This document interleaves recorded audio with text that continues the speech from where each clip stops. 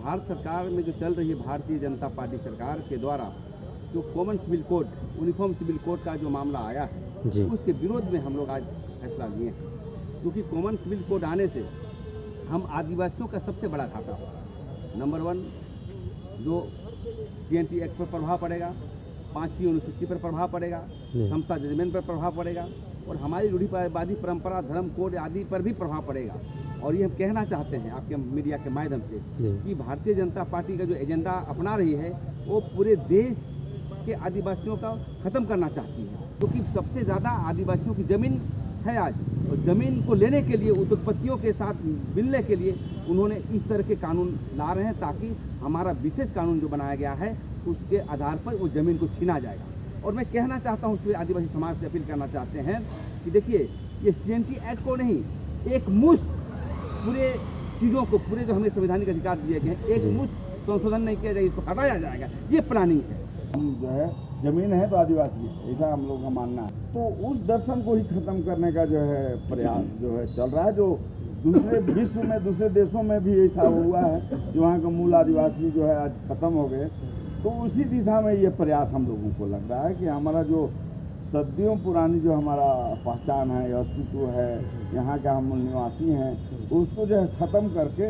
एक देश एक कानून बनाने का प्रयास कर रहा है। तो हम लोग को लग रहा है कि जो संविधान में जो आज जो प्रावधान हुआ है, ये करने की ज़रूरत नहीं है, क्योंकि सरकार को अगर करना है तो शिक्षा पर करे काम, रोजगार दे। तो हमको तो ये स्पष्ट ये लग रहा है कि इसको ला के ये जो है अपना वोट बैंक और अपना सत्ता में दोबारा आके मैंने बैठना चाह रहा है। लेकिन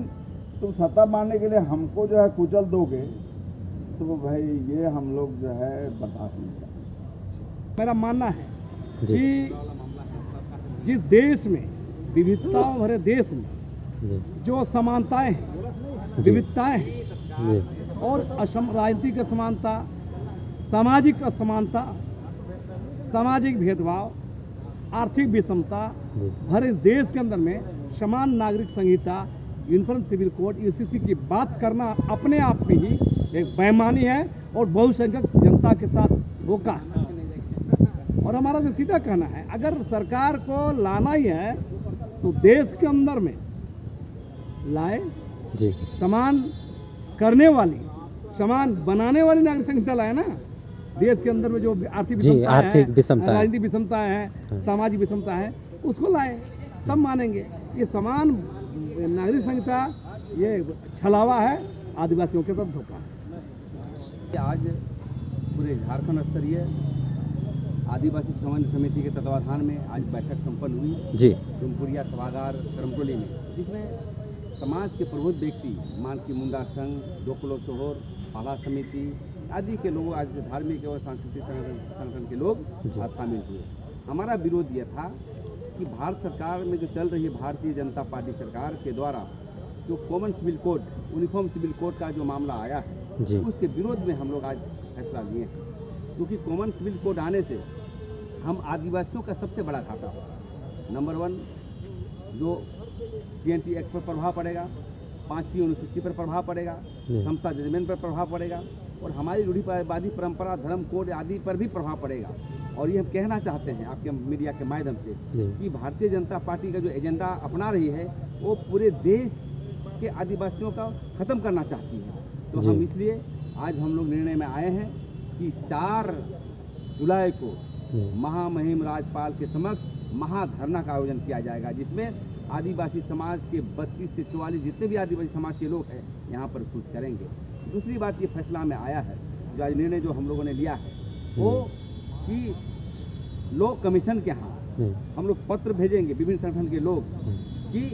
जो आपका जो प्रस्ताव है, क्या प्रस्ताव, तो हम लोग पुरजोर विरोध करने का प्रस्ताव उनको पेश करेंगे। और यही बात नहीं रहेगी, ये आंदोलन पूरे देश में जाएगा, क्योंकि ये पूरे राष्ट्रव्यापी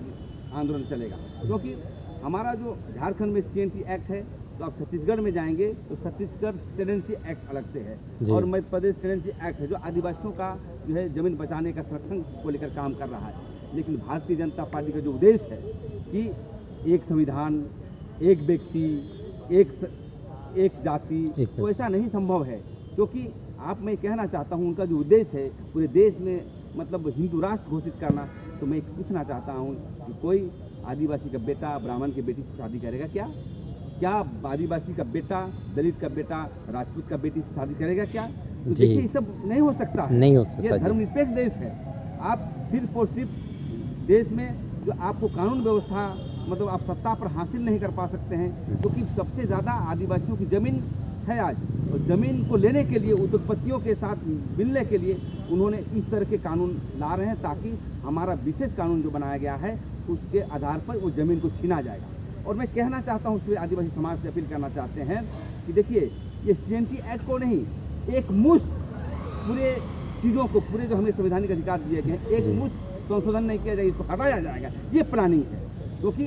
हम आदिवासी सीधे साधे लोग हैं, इसीलिए आदिवासी समाज के संगठन के लोग अब उलगुलान के लिए तैयार हैं और आने वाला समय में एक व्यापक आंदोलन देखने को मिलेगा। और मैं एक बात और कहना चाहता हूँ, आने वाला चुनाव आ रहा है 2024 में, एक तरफ कहती है कि भारतीय जनता पार्टी कि हम आदिवासी की हितैषी,